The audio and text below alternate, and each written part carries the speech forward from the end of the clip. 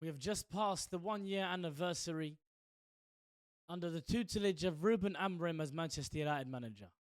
Out of a possible 102 points to pick up in the Premier League, Manchester United picked up 34. Manchester United also lost at Monday night against Everton in a game in which, comically, pathetically, Idrissa Gana Gueye slapped his own teammate in front of the referee. Should it have been a red card? Maybe not. But they were infighting amongst our opponents. And before that moment, in the 13th minute of the game, Everton were the better team at Old Trafford. Let me just say that again, because it even didn't feel real that I said it. Everton were the better team, 11v11 at Old Trafford. And then for 70 minutes, Everton do exactly what you expect from a team that loses a player. They show resilience, they show heart, they show desire, they show a team sticking to a game plan that just makes logical sense. Let's talk about game plans. Let's talk about football. There's a couple of things that, either through coaching or through playing or through watching football for so long, become some common ideas that we all accept and know to be true. One of them is outnumbering your opposition in the back line. So, for example, if your opposition, are playing 4 attackers, you play 5 at the back. No problem. It makes sense in that situation. If your opposition are playing 3 attackers, you play 4 at the back. Outnumber them by 1. That's always the concept that is just commonly agreed upon. Thierry Barry, for 70 minutes, was the focal point for Everton when they moved to a 4-4-1. We all saw David Moyes instruct his team. He didn't care that Gana Gueye wasn't even down the tunnel yet. He was already thinking about a game plan, because that's what coaches do. Impact games. Whatever you have to do to impact the game of football. Thierry Barry, up there by himself, surrounded by 5 players at points. Lenioro, Matthias de Ligt, Luke Shaw, Casemiro and Bruno Fernandes, all surrounding him at different points during that game. Genuinely, the only way to describe it is pathetic. Spineless. Arrogant. And that's not even just getting to the players. But let's talk about the players, because that's what you all say, right? All of you guys, you tell me all the time. The United quad boys, Liban, Hussein, they tell me all the time, don't just focus on the manager, let's talk about the players. Okay, let's talk about the players and watch what happens here. Bruno Fernandes, I'm sorry, is one of the best midfielders on the planet. I'm sorry, whether you want to agree or not. He is completely at fault for that first goal. There's a reason why I took a couple of these days here to upload this video. I saw all of my fellow content creators, watched all of their videos, watched their thoughts on the situation, watched what everyone was saying about the situation. And I saw a lot of people give Bruno Fernandes quite a bit of flack for that first goal, and I think every single one of them are accurate. Boys, this is what happens when you put one of the best 10s in the world as a 6. This is what happens. He tries to press a goalkeeper, not knowing that as soon as Tarkowski wins that first ball, the second ball is going to fall to Everton player. Because instead of pressing the goalkeeper, he should be goal side of his opposition player. These are things that you know if you're just a defensive midfield player. If you're just a centre mid even. He's not even that. That's why we're profiling him. Bruno Fernandes, poor. Why? Because of where he's playing. Who does that go back to? Okay, let's move on. Gary Neville was berating Luke Shaw for 90 minutes. He was berating Luke Shaw. It felt personal at a point. But the point that Gary was making was completely correct. How is it feasible in the mind for there to be 3 centre halves when there's only 1 striker? You need to put 2 centre backs there and have the 6 that sits in front of them. Casemiro there, Yoro, de Ligt. But then where does Luke Shaw go? He doesn't move into midfield. He's never been instructed to do that. What does my manager want to act? What does he want to do, right? Because the idea that I know we're going to hear from people who are still being, deluded into believing this guy and every single word that he says, this coach, is that the players should figure these things out by themselves. Actually, now we saw Luke Shaw moving forward. But he was playing on the same line as his wing back. Patrick Dorgu, I sit here and I say to you guys again, an average player, and won't ever really be more than that. I don't see he's so bang average. He's just mid. He's mid.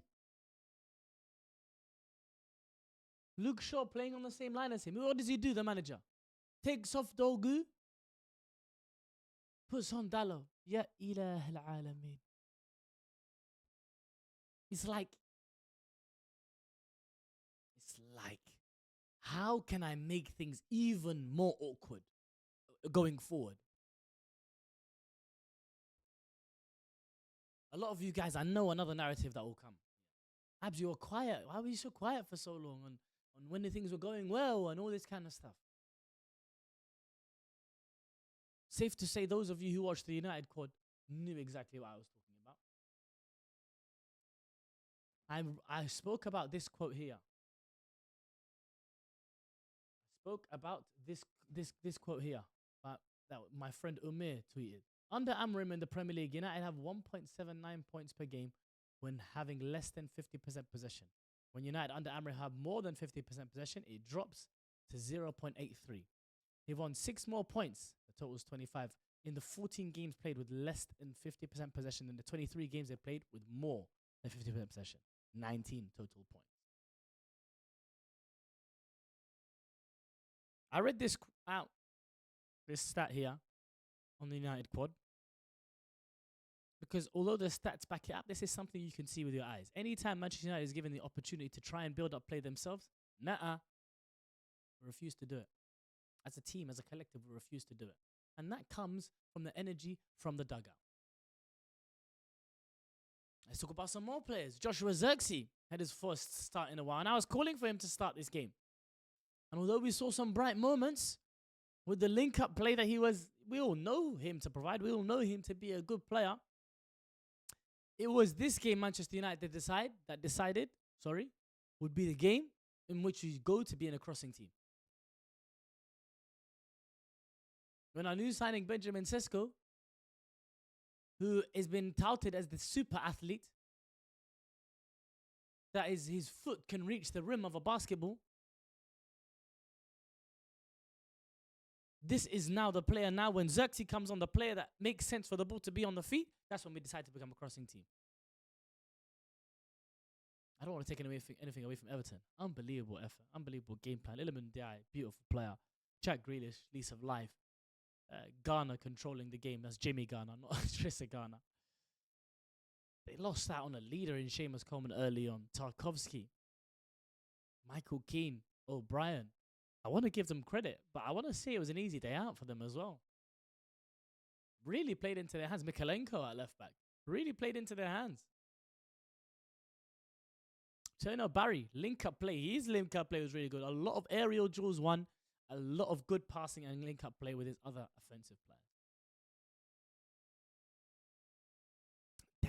Is this what you are telling me about? Is this what you are selling guys to me? This is what you wanted to sell to me? Is this what this coach wanted to sell to you? And all of you bought into, right? You guys bought into it. You Amorim in it. I said, let us see these next 5 games when we are asked to control the game. This is where I see whether this is an evolution. I remember asking Hussein directly, these next 5 games, do you think this is an evolution of the team? Us changing our build-up play? Or do you honestly believe that this is just based on individual brilliance? And I said to him, I am more inclined to believe that this is just good moments from good players, because we've signed some good players.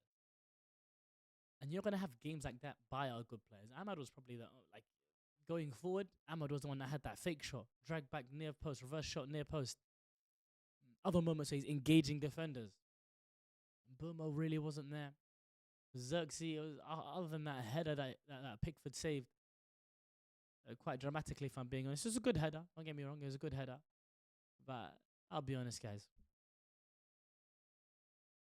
Is this it? Everton. This is one of the games that I had as a banker. You think we're going to beat Palace like this? Palace will do the same thing at Selhurst Park. Have the ball, Man United. Have the ball. And if it stays 11 versus 11, a team like that, I promise you guys, this next game might be the biggest for Amorim in his whole tenure so far. Glasner plays the same system as you, but with a bit more football sense and logic. And with much less quality overall in the squad. Let's see what happens in a game like that. My question, and probably the title of this video, will be, how much longer will you be deluded for? Bit wordy. I'm not going to be gaslit by this. We wait for these next 4 games. We have the easiest run of fixtures out of any team. This last 5 games, including the Everton game, the easiest run of anyone in the Premier League. And this is where it looks like there might be a plummet.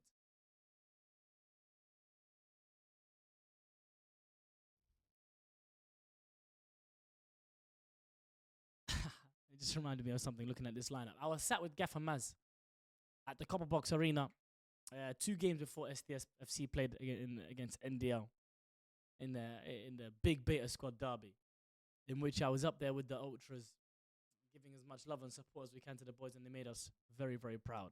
Actually, I most certainly didn't do that. But I saw the lineup when it came out. Obviously, saw the news that Canniot picked up a minor injury. Not great news, but you say, okay. Then you see the lineup come out. And you see that at home to Everton. At home to Everton. The last time Amorim coached the game at home to Everton, we won 4-0, right? At home to Everton, Dorgu, Shaw, De Ligt, Yoro, Mazraoui. 5 defensive players with Casemiro. 6 defensive players. At home to Everton. At home to Everton, Dorgu, Shaw, De Ligt, Yoro, Mazraoui.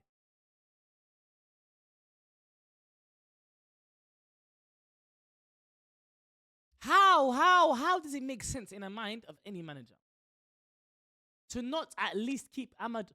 I don't understand. We continually see Ahmad and Mbeumo have good link-up play on that right-hand side, where they dovetail between positions and confuse defenders with their rotations. Instead, no, I don't want to see that. I want to see Ahmad play on the left-hand side. What? We saw Mbeumo playing that left 10 away at Tottenham and did quite well. No, I want to see something different.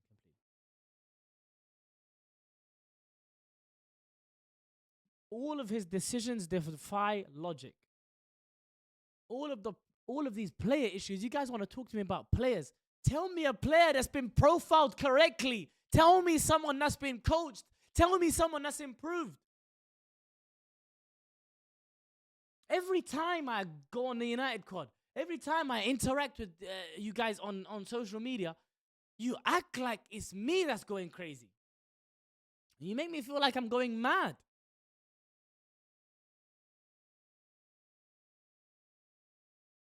It's ridiculous. It's pathetic. Our best player is being played as a 6. He talks about how, oh my God, what his quotes. Amorim is saying, it's my job. I should have prepared my team better for all game situations. How about change your system? They've gone a man down. Commit another body to the attack. Commit another body to the midfield. You've got 3 defenders defending 1 striker. De Ligt is stitched to his halfway line. All you need to do is tell them both, drag Dorgu off that pitch or drag Mazraoui off that pitch. Go to a back 4. Commit another player in midfield. Commit another player to the attack. I just don't get it. One thing they do have a lot of blame for all of these players is basic ball speed. Move the ball quickly. They're a man down. Are you not professional footballers here? Are you not professional footballers here?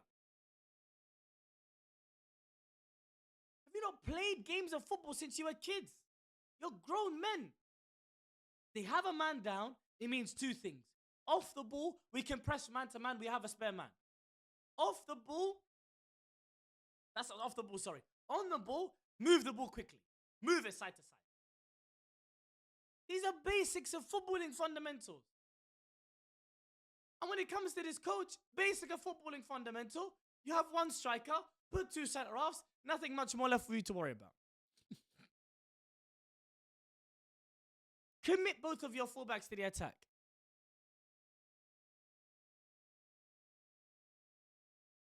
Tell me a player that's been profiled correctly. Tell me a player But the worst part is when Kobe Mino comes on the pitch, he's the one that's told to go further up the pitch, and Bruno's the one that's told to stay deep. Yeah, ilahi ya akhi.